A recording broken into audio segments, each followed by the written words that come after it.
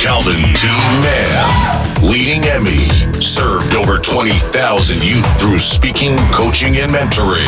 He has inspired us for years. Welcome to EMIY TV Podcast with your host, Calvin T. Mann, the Encourager. Good evening, good afternoon. Good afternoon, good afternoon. Yes. Of course, we changed up the title upon the request of today. We decided to go with The Rose and the Rose. But today, I just got to start out. Listen, y'all gonna have to forgive me, but I am not about to wear how y'all out there talking about that man and that football and trying to tag it to me. I'm not doing that. I'm just giving you heads up. But what do you mean by that, Calvin? What I mean is I'm not wearing none of the rappers' pants. I'm not wearing his situation. I'm not putting it on as it being a setback to my culture, as a setback to men. I'm not doing that. Because since the beginning of time, men and women have made a considerable amount of mistakes in their lives. None of us are exempt. Not one of us. I love how, people called him stupid, right? They called him stupid because they count his pockets. They talking about his money and how much money. Just me and my brother, he just said it was and I just said, okay, I'm not about to wear it. Let me get the 80, 100 million. And let me not make the mistakes, right, that you can make. But I'm just not going to. I'm just not going to wear it. And I think as many men out there as it is, I don't think you should wear it either. And what you should be careful of is setting judgment in a bad situation when we don't have the full story, right, behind this thing, and we should be careful about that. The other part is you got some stuff you need to be doing, so let's focus on that. That's a whole nother thing. But people and money, right, it kind of drives people. So people saw he got money and now he's stupid, he all these things, and I'm just not gonna do it. I just can't, and I'm not wearing it. I'm not taking it with me. It has nothing to do with me. He's black, sure, that's what we have in common. You know what I mean? It's tough, sure, that's what we have in common. But one thing we don't have in common is his situation. That is his situation, and it has nothing to do with Calvin Mann. With that being said, let's get it on with what Calvin Mann likes to talk about. Well, I mean, that's a great segue, actually. We talk about, often on the podcast, we talk about, of course, putting your family first and how very, very important of an issue that is for us as a community, and some of the things that we can do to put our family first. Today, we had a conversation a few episodes ago about standing on the sidelines, and we are eliminating as best we can our ability, our intention, and the things that happen when you sit on the sidelines. So we're talking about the cost of sitting on the sidelines. And so I have quite a few studies here that kind of talk about what that cost is. We have some statistics here around the cost of homicides and shootings. We have here the cost of absent fathers. We have here the cost of not having our children in a marriage, the safety of a marriage covenant and a healthy marriage, and how we get there, right? These are all things that actually make dollars and cents. So not just common sense, but sense. I just want to start off, we always try to frame some of the language that we're going to use as we're having this conversation. So one of the things that we're talking about is acceptable culture. We always go back to acceptable culture, which means the things that are commonly practiced in your household, commonly seen and practiced in your community or your neighborhood or in your school, being massively accepted or not addressed, and it becomes a part of your norm. And so we need to create a new normal. Not enough of us have a culture that is encouraging, engaging, and empowering. And if you know us as EMI, that is what we represent. That is our EMI way. To engage, to engage, empower, and then encourage. How we do that creates the acceptable culture. It creates the acceptable home. It creates the acceptable image, the acceptable lifestyle. All of that is really important. And we have established a goal as our mission is the restoration of family through seeding in the lives of boys, right? Through intervention and prevention activities. That is what we do as an organization. What we are moving and have been supporting for a number of years in our collective work is how do we, as men, as women, get to a point where we're making healthy decisions so that as we get into relationships, that's the foundation of the relationship, a healthy decision.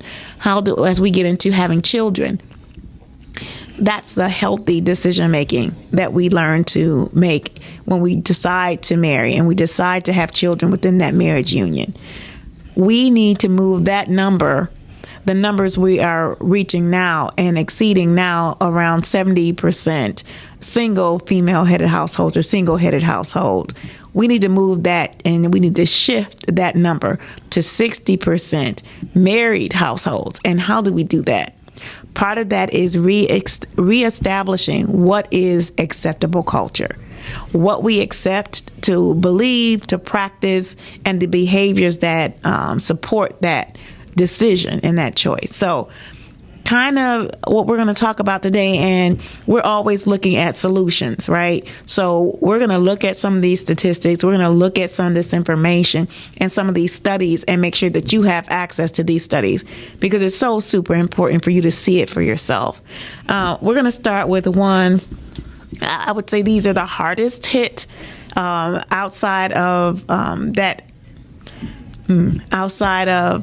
fatherhood absence, marriage, and homicides and shootings and suicide. So we also have a Smash Suicide campaign. So if you know us, you've seen the mobile mentoring bus, you've seen the billboard campaign, the digital messaging coming, the music that supports it.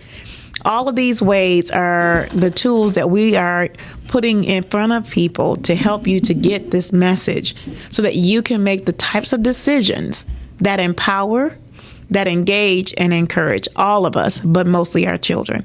Because what they're seeing now, and they're duplicating some of the behaviors that they've seen in adults, and they've taken it to a steroid level. And so we need to do some things to prevent and intervene in those decisions and choices. And so this is the cost of sitting on the sidelines. This is the cost of going along with the program by not being involved, and going along with the program and not enough of us involved in the change and in the solution. So these are opportunities for food for thought. But this is also information that we're going to give you the sources so that you can find this information. Well, you said something, and The billboard should be up. Smash suicide billboard should be up as of today. So, no, I think you are spot on. Of course, this is, it's, I love this. I really can say that where we're headed today is special, and a lot, just say, to make it clear, let's do it. Let's go. For sure. Thank you, Calvin. So we have the studies in front of us, but again, I want to make sure that you have the sources to refer back to the information for yourself. It goes a lot deeper than we can even go into in the show today. So we want to get started. So I want to share with you a report that was put together by Force Detroit for their Live Free initiative and coalition of which we are a part. They put together this cost per shooting study, and they have it listed as what happens, the cost to us as a city, what happened as the cost to us as a state, and as the county. And so we're specifically talking about the city of Detroit, Wayne County, and the state of Michigan. We're just going to highlight the city statistics today. Calvin, you have yours too in front of you. When you think about the bottom line and these numbers, it's astounding. It's astounding. And we see crime happen, and we're no strangers to seeing crime and victimization happen in our communities. But here's a look at it from the numbers perspective, from the price perspective. And we were wondering why we don't have enough money for education. And we were wondering why we don't have enough money to fix roads, or we don't have enough money to have affordable housing or quality housing, and why things are, being handled in the ways that they are in other communities. This is one of the reasons. So this is a study. I'm going to give you the headings first. It says homicide cost, crime scene, just alone clean up a crime scene is $5,525, and that includes police response, scene cleanup, and the fire or MET transportation. For the hospital, and they have this is a different number because this is really dealing with the county. And I said we're going to start just focus on the city, but I want to tell you this number just in case you didn't know. For hospitalization for the victim or the perpetrator of that crime is $50,400, and that kind of is broken down into the emergency room trauma center is $5,200, but gunshot surgery is $45,200. So for just the surgery for a gunshot victim is $45,000. $45,000 for surgery for a gunshot victim. So it's not saying if they were right in the right or the wrong. It says gunshot victim. So that's the perpetrator or the victim. So that's anybody that's treated, right? $45,000 it is a person for that injury, for that surgery. For the criminal justice system makes over $138,000. A police investigation for the city of Detroit costs $4,625. And I just need to say this. Okay, so I might break my own rule because I think the numbers are astounding. For the DA or public defender, they make over $126,000 to defend a case, to defend and or prosecute a case. That's over $126,000. For processing the court fees is $6,732. So the next level is for incarceration. And this is both at the state and county level. It's over $1.2 million for incarceration. Now, we're just talking about two. This is for two individuals. This is for the suspect, I should say, for two suspects in this process. Pre-trial is over 94,000 for pre-trial incarceration. Let me say it again. Over 94,000 for pre-trial incarceration. To be placed in prison is $1.1 million. We're just talking about one person now. $1.62 million for one person. For victim support is $27,000, and this is again on the county level and state. The coroner's office out of that money makes $2,248. The victim of crimes is $5,500. For receiving social benefits is $19,536.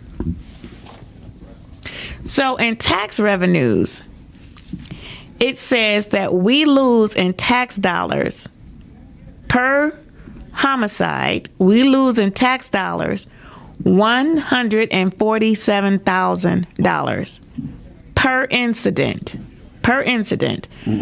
And so what it costs the city is $31,000. What it costs the county is $200,000, or you might as well say $300,000. What it costs the state is $1.2 million. So if it's two suspects, it's $3 million. And this is per homicide shooting. Per homicide shooting, it's $3 million. So when you think of a crime that involves shooting and gun violence, this is what we're talking about. That's coming out of, this is the cost of that homicide. And not to mention just what it does to the family, both sides of the family, the perpetrator and the victim. Not to mention what it does to people who may have seen it, who are now traumatized. Not to mention what it does to the children that are involved, whether perpetrator or victim, what it does to them long term, and what it does to them in all areas of their lives, relationships and education and future pathways. The $3 million is only what you can put, the number that you can put to the mechanics, the logistics of a homicide where two people are involved. Calvin, can you, do you mind talking about the cost to injury, the shooting injury in this other column? Well, I mean, crime scene, 5,525. Hospital, 123,600. Criminal justice, 23,541. Incarceration, 869,430. 869,430,000. Victim support, 16,744. Lost in revenue, 53,235. So when you... But that bottom line, share that bottom line number. Per injury, 1.1 million. So it estimated per shooting, we're costing the city $3 million total. And $2 million for just shooting injury. If you're just injured. If you're just injured, it's $2 million. Right? So the cost is not the knowledge of the people and the parenting and the community and the right, because we can speculate, we can do all those things, but when you get to the numbers and you do the research, majority of these things is directly connected to fatherhood. And we're going to talk a little bit about why that's. I just want to compare. That our mentoring program for 14 weeks for boys 8 to 14 is $225. The most that you would pay in a year for mentoring with us is maybe $550 for a son between 8 and 14. If you have a son that's between 14 and 24, the cost of mentoring is $250, right? That cost of mentoring for a year, again, is just over $500, maybe $575. This is with the extras, right? $575 versus $1.1 million just for an injury, a shooting, deciding to take matters into your own hands, right? Fix your blouse, baby.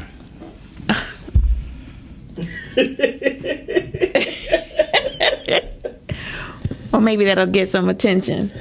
Thank you, Calvin. Anyway, he interrupted me for my boob alert. Thank you. So I do want to talk about the next part, which I think it's from, let me give you, that is, again, from Force Detroit, and you can actually find them online.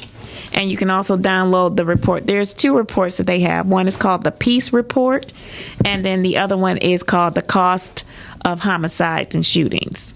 And you can find that again on Force Detroit. That's FORCE Detroit, and I believe that's a .org. This next one is from a study called The $100 Billion Man. And it's called it's published by the Annual Public Cost of Absent Fathers, and this was done by DePaul University in the University of Virginia. They put this study together to kind of give us some insight as to what is the cost of absent fathers. And I'm going to just read this portion to you. It says, this study, the first of its kind, provides an estimate of the taxpayer cost of father absence. More precisely, it estimates an annual expenditure made by the federal government to support father absent homes. These federal expenditures include those made on 13 means-tested anti-poverty programs and child support enforcement, and the total expenditures add up to a startling $99.8 billion that go to help offset the presence of a healthy father. That was astounding to me when I saw that statistic. And here are a few other, the 6 main points that they wanted to bring out in this study. 1, father absence has risen greatly in the last 4 decades. So they said between 1960 and 2006, the number of children living in single mother families went from 8% to 23.3%, and 34% of children currently live absent their biological father. Number 2, father absence contributes to family poverty. In 2003, 39.3% of single mother families lived in poverty, but only 8.8% of father-present families lived in poverty. It said some, but not all, of the poverty of single mother families is a result of father absence. Number 3, the federal government spent at least $99.8 billion providing assistance to father absent families in 2006. Stop right there. Say that number again. 99.8 billion is the amount the federal government spent on these programs. So when I was saying, Monique, we're literally eating off the children. when right, because what happens, right? You're having a conversation no one really wants to have, right? Everybody wants the victim approach, right? And they don't realize that speaking these things into their spirit bring these things to life, right? And so when you say 99.8 $8 billion, then roll over to the colleges and pay attention to what the colleges are teaching, right? So now you're taught in this area for the solution. So even right now, as they make the adjustment, because we don't have enough people working in the trades, the skilled trades. But where are they coming from? The same model. So the model that they put out here that is broken work against, right? When they put it out here, they didn't think, oh, it was just, we're going to put it on this type of people. We had no idea it was going to matriculate into all people, but we're pretty cool with it matriculating to the other cultures and other people. We're excited about that, you see? Right? Because it's 99 point what? $99.8 billion. $99.8 billion.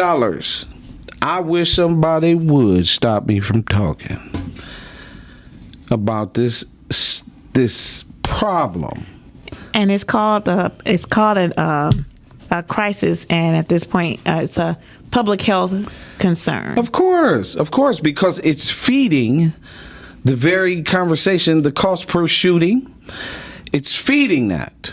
It's feeding the hospitals, the incarceration rate, the criminal justice system, the crime scene, victim support, lost revenue. It's feeding that. Absolutely. All right, let's go. I like this. I like where we're going. All right. Come on, Mama. This is from the introduction of that same study, the $100 billion man. It says in 2006, the fraction was 1 in 4. That's 23%.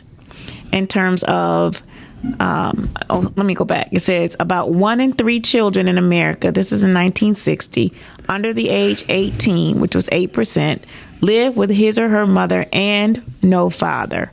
In 2006, the fraction was 1 in 4, 23%. Then it says, furthermore, 34% of children live absent their father, their biological father. It says today, half of all children and 80% of African American children can expect to spend at least part of their childhood living apart from their fathers. Come on, right there, because I was just about to say, where's the color code? Because they keep the color code game in. So when they are speaking in terms of 34% and the other percentages, that was a collection. And this was from 2006. It has since increased to more than half. To more than half, right? So it's moved up to 34%, right? And for African Americans, it's 80. It's 80%. So it's 80%, right? That a culture of 12%. You make up 12% of the population. That a culture of 12% would have an 80% fatherhood absence. If that's not saying who is and what is attacking and we are the men. This is just this clear. There's the black boy, black man, black husband, black father, right? He's down here. Here he go, right here. Right? Here he is.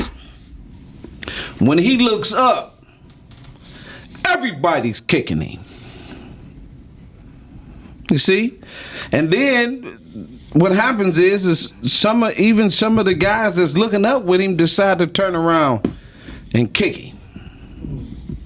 Why? Let's get further into it because you're preaching today. You're preaching today, Ms. Hudson. Come on. All right. And so it says the short story is that in the course of about half a century, many of the foundational patterns of children's living arrangements have been altered. In almost all cases, those changes involve growing impermanence for children, fewer adults, greater chances of poverty, and weak intergenerational connections. It says a profound change in the order of events in the lives of adults is the primary reason for what's happening to our children. Our choices as adults is endangering our children and setting them on a course that is it's not healthy for them and not healthy for the generations to come after them. No, because it addresses, it messes, it destroys, it distresses, it blocks, it hinders, it changes, it redirects. It's because it's not in order. So the seed is produced in predominantly lustful environments. The seed is produced in predominantly secondhand, not caring, not loving environments, right? And so, well, you know, I said something about marriage, and people was like, we don't need to be married. Let me be clear. I didn't need the paperwork to be married to my wife, right? The paperwork is just a legal document. Without the paperwork, can I be married to this woman? And I mean married to, you know, spiritual, mental, physical, connected, locked in to build with this one particular person, not looking for a scapegoat or looking for an easy way out, because love has never been easy for you to get out of. Never. So in that process, man, go ahead. I'm sorry. I didn't. So that is just kind of the information that we're sharing about absent father, and the cost of absent father. We know, just based in federal programs, we're looking at $99.8 billion that could again go into education, that could go into our quality of life, our cost of living. And we're making the choices about whether we're going to be the behaviors that are poverty-driven behaviors. These are poverty-driven behaviors. That also means that we have a choice. We have a choice in what we choose and how we choose our acceptable culture. We can make the change. We are the solution. We are the change that we want to see. And the more we believe it and the more we act on it, the further we get from the sidelines, waiting for somebody to do it for you. Our children are in a crisis right now, and we have to do something to alter that course. And I'm just going to move on and just move into some of the impact of marriage. It says adults now marry much later than they did 40 years ago, and for many forego marriage in favor of informal, usually temporary cohabitating relationships. The result is predictably high rates of births to single women, currently above 34% of births, and births to cohabitating couples, some of who subsequently marry, and some who separate. When you think about these numbers and you add that to the high divorce rate in America, the statistics are a lot more understandable. So part of that changing living arrangements for our children is about our relationships. Again, the adults. It's about the adults and their choices, or our choices. And so I'm going to go into this. Oh, and so this study, again, is from fatherhood.org. The National Fatherhood Initiative, so you can find it on their website. That's fatherhood.org. You can find those studies. And then the final one, this is also from fatherhood.org. But this study is called With This Ring. It's a national survey on marriage in America. And just a couple of things I want to highlight in this, in addition to the ones we just talked about in the absent father. This is where some people are, right, about this study, who and the findings that they reach as a result of this study. I'm just going to highlight a few of them. Let's see.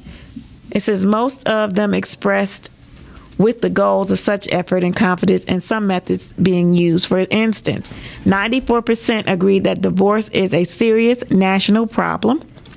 86 agreed that all the couples considering marriage should get premarital counseling. And it said, furthermore, almost half, 47%, thought that premarital counseling should be a requirement. I agree with that. I agree with that wholeheartedly. It also said, although very few of the respondents agreed with the anti-marriage statements as marriage is old-fashioned, outmoded institution, such sentiments were expressed more frequently by younger respondents than by older ones, possibly indicating a trend. By poorly educating they were saying that people who were poorly educated make decisions such as that. Right, because they're born as individuals. They're born from a lustful environment. Most of these people that have these decisions and taking the surveys, we just said it, a situation last night. We are a conversation. All right. We are thoroughly excited about ourselves. We're thoroughly excited to claim that we're something that's more important than fatherhood and family. It is absolutely abysmal to sit back as an elder, because I am officially an elder. This weekend at my birthday party, I'm officially crossing over. Officially an elder. But we have this process in today, right? And I don't have to settle. These are terms that create individualism. How do you make an individual? You bring them into this world without a father. That's how you increase the individual mindset. The individual mindset then produces what? Another situation to escape from. So we use the trauma to layer, and as the trauma is layering, it's giving us all the reasons we need that we spoke, that we didn't need a relationship. It also, in my opinion, has you to cross over into, you can say what you want to say about the different lifestyles. It has you crossing over into different lifestyles. And it's creating a dynamic that is not of traditional. And if you talk traditional, right, the one culture that should be talking traditional should be our culture as well. You only make up 12%. You need mother, father, children, household, income, right? You're better off together than you are apart. You create more poverty when you apart, which that feeds into the $99.8 billion programs, right? Because I am the one that's handling you.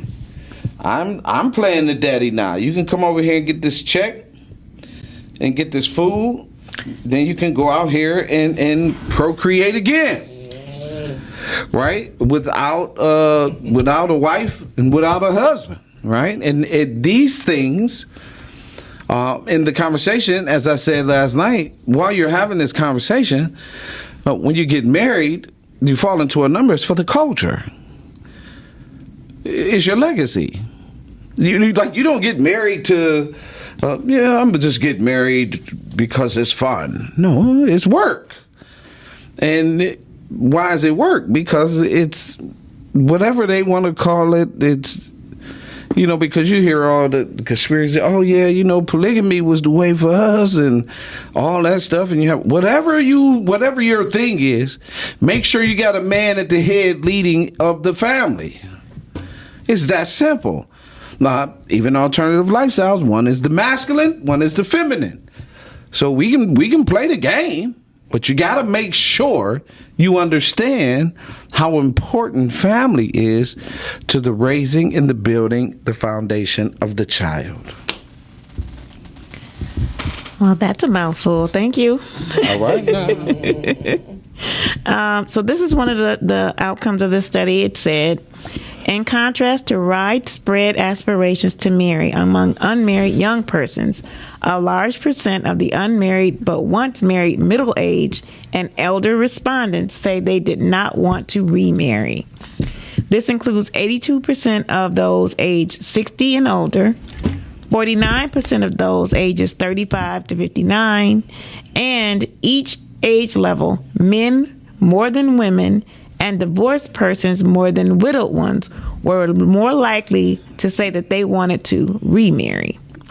However, the person who had rejected marriage for themselves still generally expressed pro-marriage attitudes. So the idea of marriage sounds good. And like you talked about, Calvin, it's the work that's involved.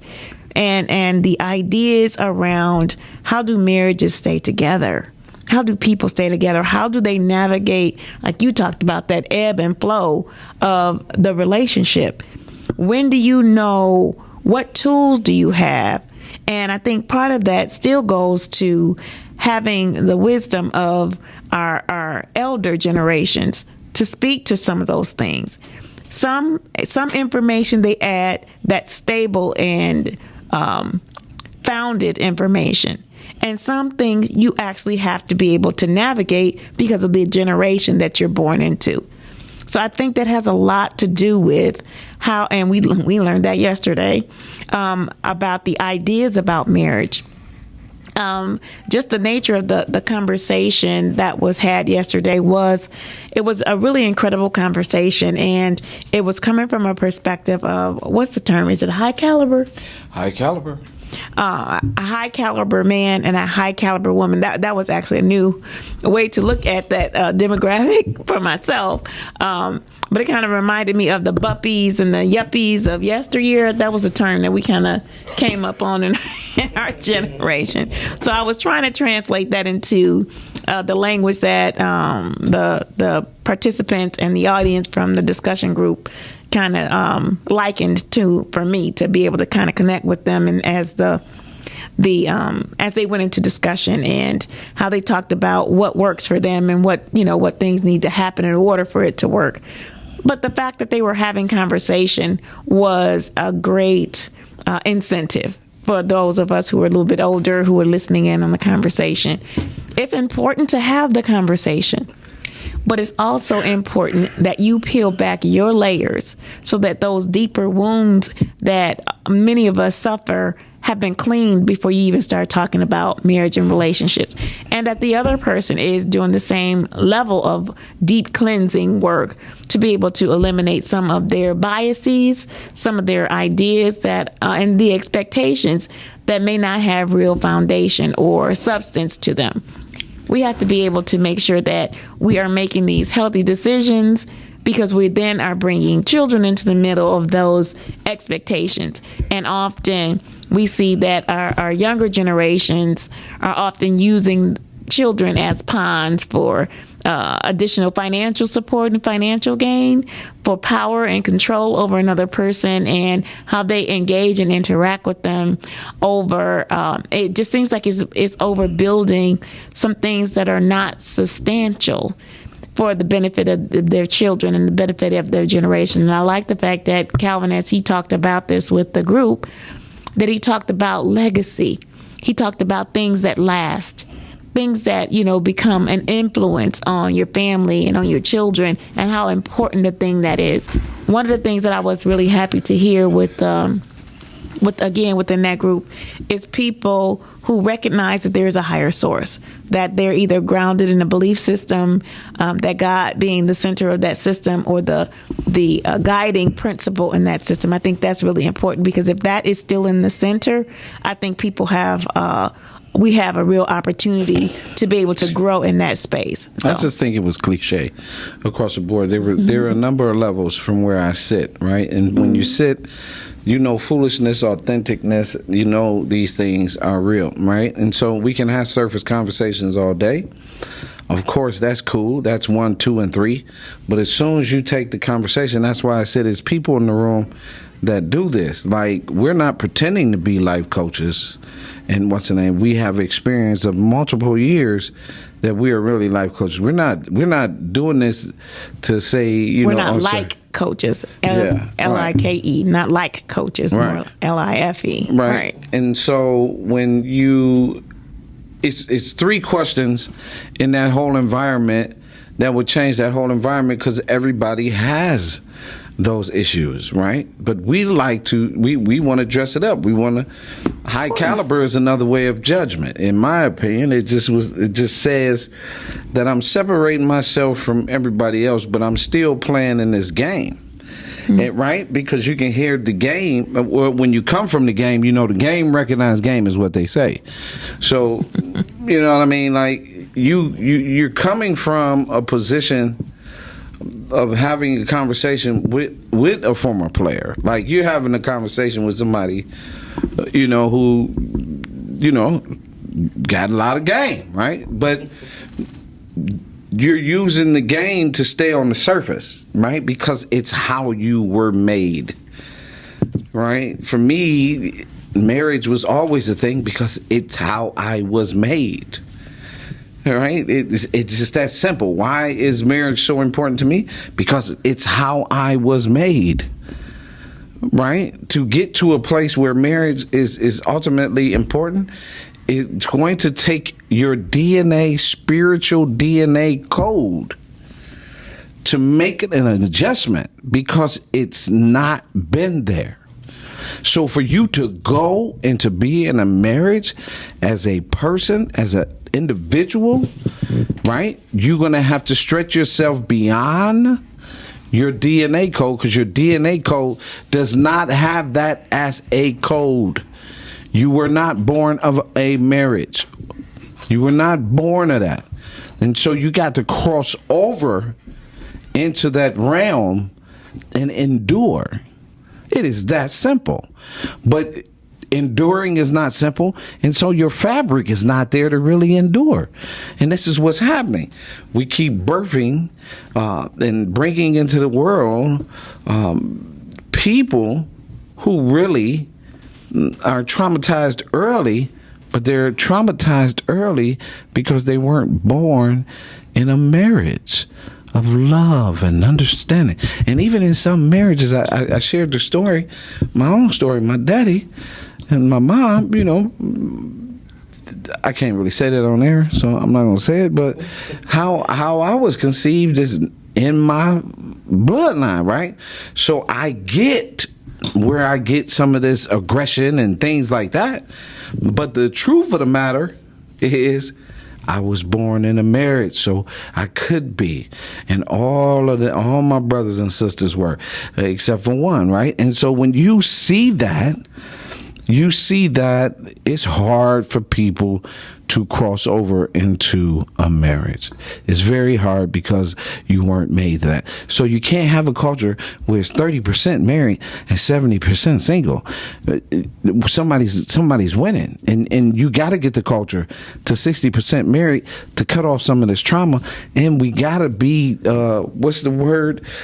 intentional about saving the culture. Period. For sure. So I just kind of want to sum up some of the things that we talked about. So when we talk about the study with this ring, we're talking about kind of the age differential in how an older adult, and I'm speaking over 50, an older adult might feel about marriage versus someone under that age might feel about marriage, and the things that you need to have in place in order to go into a marriage and to preserve a marriage. The cost of not having two healthy parents and a marriage raising children is the $8 billion man. It is the $3 million a suspect and for a shooting or a homicide. This is the cost. When we talk about education and education for our children, where are the resources? Where are those resources going? They're going to these other areas. They're going to the prison, the $1.1 million for prison. They're going into those spaces.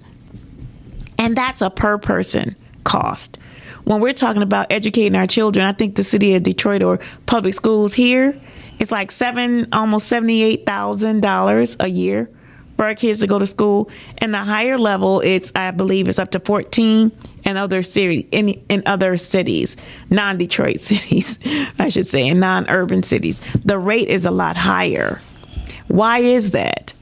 Is it because their crime rate is where that money is not going to those things, but it's going back into education, it's going back into the investment in our children?